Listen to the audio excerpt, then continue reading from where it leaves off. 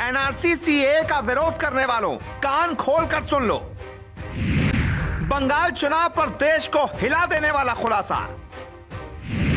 विधानसभा चुनाव में एक बांग्लादेशी ने लड़ा था चुनाव। ममता बनर्जी ने दिया था एक बांग्लादेशी को टिकट। ऐसे ही नहीं, पीएम मोदी और गृह मंत्री अमित शाह देश में सीएए और एनआरसी लागू करवाना चाहते हैं।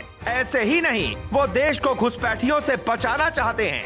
जितने भी ना समझ सीएए एनआरसी का विरोध कर रहे हैं, उसके विरोध में सड़कें बंद करके बैठे थे, वो सब कान खोलकर सुन लें। इस खबर को देखने के बाद उन्हें पता चल जाएगा कि क्यों देश में सीएए और एनआरसी जैसे कानून जरूरी हैं।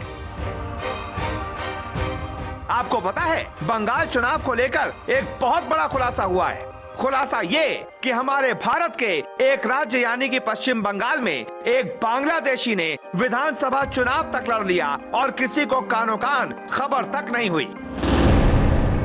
देश हमारा, राज्य हमारा, हक हमारा और चुनाव एक बाहरी लड़ गया। वो भी जानते हैं किसकी पार्टी से? उन्हीं ममता बनर्जी की पार्टी से जो खुलकर सीएए और एनआरसी का विरोध करती रही हैं। लेकिन वो देश के साथ इतना बड़ा धोखा करेंगी, इसकी उम्मीद किसी को नहीं थी।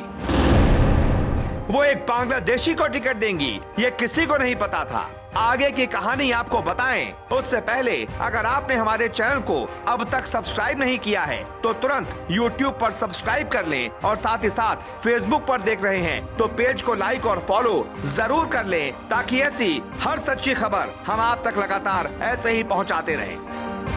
अब सुनिए पूरी खबर। दरअसल कलकत्ता हाईकोर्ट में एक याचिका दायर की गई थी। ये याचिका तृणमूल कांग्रेस के नेता आलो रानी सरकार की तरफ से दायर की गई थी। आलो रानी ने आरोप लगाया था कि बीजेपी ने चुनाव में धांधली की, इसलिए वो भाजपा उम्मीदवार से चुनाव हार गयी। लेकिन आलो रानी को ये नहीं पता था कि कोर्ट में दायर की गई यही याचिका उनकी ताबूत में आखिरी कील ठोकेंगी और उनकी पोल खोल देगी। कोर्ट ने आलो रानी सरकार की इस याचिका को खारिज कर दिया। यहाँ तक तो मामला ठीक था, लेकिन मामले को लेकर एक चौंका देने वाला खुलासा तब हुआ जब इसी सुनवाई में यह पता चला कि टीएमसी नेता वास्तव में एक बांग्लादेशी नागरिक थी।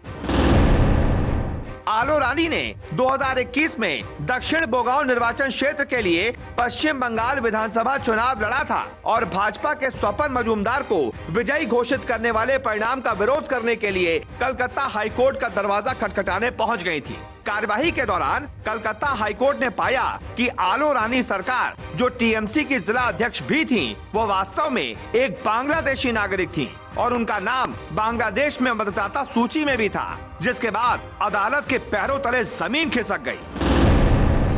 कोर्ट को यकीन ही नहीं हो रहा था कि वो किस याचिका पर सुनवाई कर रहे हैं और क्या खुलासा उनके सामने हुआ है। कोर्ट ने टीएमसी नेता को कड़ी फटकार लगाई और फैसला सुनाया कि वो भारत की असली नागरिक नहीं है।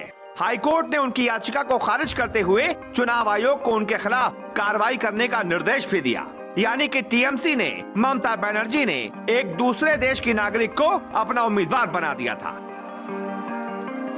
वाह ममता जी वाह, मतलब आपके बंगाल में आपको भारतीय उम्मीदवारों की इतनी कमी पड़ गई थी, इतना सूखा पड़ गया था कि आपने एक बाहरी को उम्मीदवार बना दिया। इतना ही नहीं, अदालत ने खुलासा किया कि वो बांग्लादेश के राष्ट्रीय पहचान पत्र धारक भी हैं, यानी उनके पास बांग्लादेश का राष्ट्रीय पहचान पत्र भी है और इसलिए आलो रानी सरकार भारत का एक वास्तविक नागरिक होने का दावा नहीं कर सकती। चुनाव लड़ना तो बहुत दूर की बात है। अदालत ने फैसला सुनाया और कहा कि उनके पति एक बांग्लादेशी नागरिक हैं और बरिसाल में शेरे बांग्ला मेडिकल कॉलेज में मेडिसिन के प्रोफेसर के रूप में कार्यरत एक प्रतिष्ठित डॉक्टर भी हैं।